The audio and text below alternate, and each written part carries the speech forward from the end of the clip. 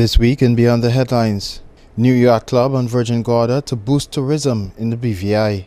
Today's opening represents a giant step forward for BVI tourism and signals the upward mobility of the BVI tourism product. Some would say this puts us down on the cutting edge of the world tourism market. I would simply say that nothing less was expected from a territory that is world renowned for its natural beauty, its warm and friendly people, and its achievements that made it a wonder of the world. As the territory continues to seek new and innovative ways to sell the BVI's tourism product to the rest of the world, particularly with tourism being one of its major economic pillars, a step was made in the right direction on Tuesday, January 3rd, as the highly anticipated yacht club Costa Smeralda opened on Virgin Gorda.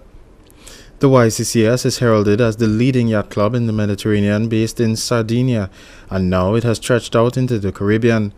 An adjoining marina provides 38 slips for yachts up to 328 feet, which is room enough for some of the world's most expensive and outrageous yachts.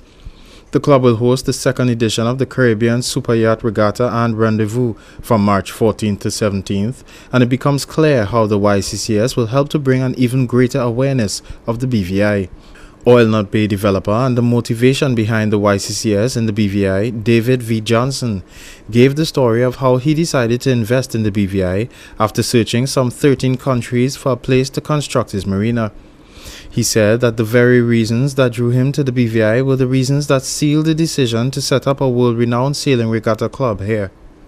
Once upon a time, a long time ago, a young boy, at the age of 10 to be exact, on a Sunday, walked on the docks at the then famous Detroit Yacht Club. That young boy was in awe of everything he saw, the beautiful boats, the magnificent facility, and he said to himself, someday I'm going to build something like this that's better for the biggest boats in the world. As time went, that young boy grew up, and after a broken neck, decided to create unique lifestyle communities in harmony with nature that were one of a kind and that were green a long time, 30 years ago, before green became in. From the largest abandoned cement plant to Bay Harbor, to a 10-year search for 13 countries, that the consistent winner continued to be the BVI. Along that way,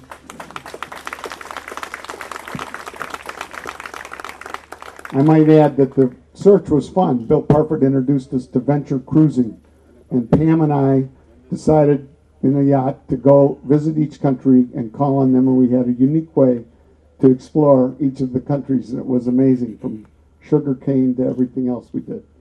But in every category, magnificent waters, clear government, unique unparalleled physical beauty, safety and economic stability, and a government that embraced responsible development, supporting business and tourism and for the people as a whole. I've viewed my role here from the beginning as a guest in the British Virgin Islands, earning every day the right to continue to be here, and over time establishing a magnificent team of people that are our company here in Victor BVI, dedicated to the same principles. Perhaps the most memorable speech of the evening came from the president of the YCCS himself, His Highness the Aga Khan, who partnered with David V. Johnson to make the yacht club a reality. His Highness the Aga Khan became the spiritual leader of the Islami Muslims in 1957 after the death of his grandfather, Sir Sultan Muhammad Shah Aga Khan. He is founder and chairman of the Aga Khan Development Network, a group of private, non-denominational development agencies working to empower communities and individuals to improve living conditions and opportunities, especially in sub-Saharan Africa, Central and South Asia, and the Middle East. The Aga Khan explained that the YCCS wanted to make its first international presence outside of Italy and in the Caribbean, and it was after meeting David Johnson that the decision was made to invest in the BVI. I would like, however, to tell you how very happy we are that YCCS has decided to come to the BVI to create its first presence outside of Italy. We have been searching for a site. We consulted our members our board, and the first decision from our members was that the first international presence had to be in the Caribbean. Then started a long debate about what part of the Caribbean. And lo and behold, David Johnson came onto the radar screen of the Yacht Club Costa Smeralda. And we had some very exciting times imagining what the Yacht Club and David and his team might be able to do here. And I hope that you will recognize that the first presence of the Yacht Club here will have justified our decision. The Aga Khan noted that the government of the BVI is currently doing something that he and his team have aspired to see in many countries, which is making it possible for others to commit to tourism in the BVI. The first is that governance around the world is increasingly problematic. And any government in any part of the world that comes to office and has to govern the future of the peoples whom it governs is a government that has to have wisdom, courage, and unity. The second reason is that the government of the BVI is doing something which we have aspired to see in many countries. In my official role, I'm the chairman of the Aga Fund for Economic Development. This organization is an impact investor in the developing world, and we have invested massively in the leisure industry in countries in Africa, Central Asia, Western Asia. And I must tell you that the most important thing that we always look for is an enabling environment. And I want to thank the Premier and his government for making it possible for people to commit to tourism in this lovely part of the world. What the YCCS will bring to the BVI is a steady influx of luxury mega yacht owners onto our shores via North Sound, Virgin Gorda, who will not only inject some of their own earnings into the territory, but spread the word of what the territory has to offer and encourage others to visit and benefit from all the territory has as well. Speaking about Tuesday's scene, which included several yachts anchored at North Sound and Virgin Gorda, His Excellency the Governor Boyd McCleary said it was a sight for sore eyes and a venture he and many others have been looking forward to for some time. However, according to the Governor, this was only a sign of things to come. This place is very special. For those of you who know your history, the last time there was a flotilla of vessels of this kind in North Sound was when Sir Francis Drake gathered his fleet before the attack in Puerto Rico. I hope none of the vessels out there have similar intents this evening. I doubt it, as Puerto Rico is no longer an enemy of the empire. But it's great to see such a sparkling display of vessels. As we got off the ferry, and nearly bumped into one of them, rather nervously edging alongside.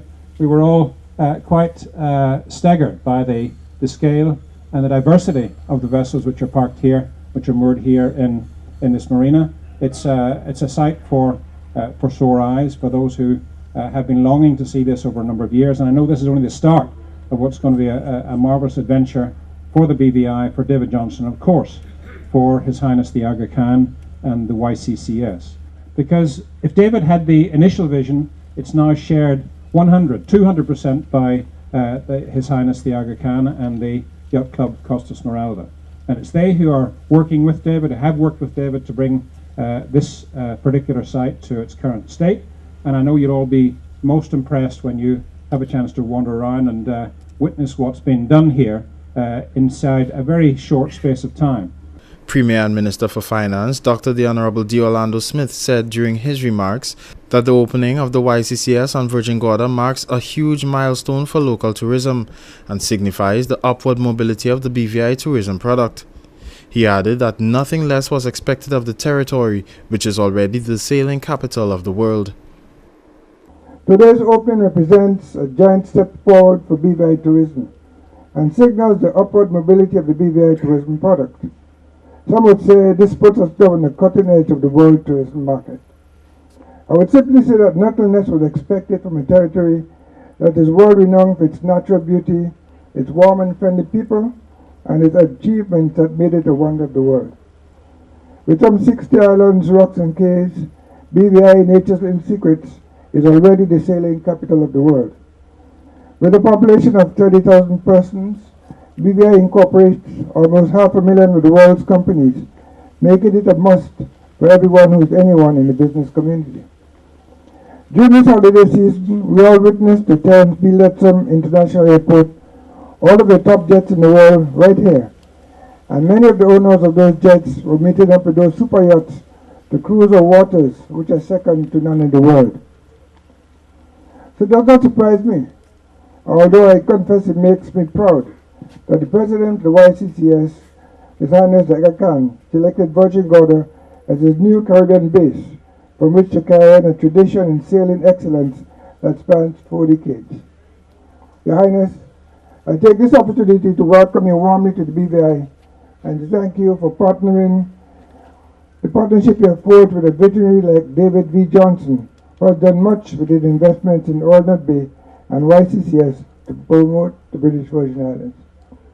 We know your record of philanthropy and we know your drive for excellence, and we believe that persons like you are exactly what BVI needs to build to help us to build, preserve and ensure that our good name continues to be shouted from the highest heights of the international community.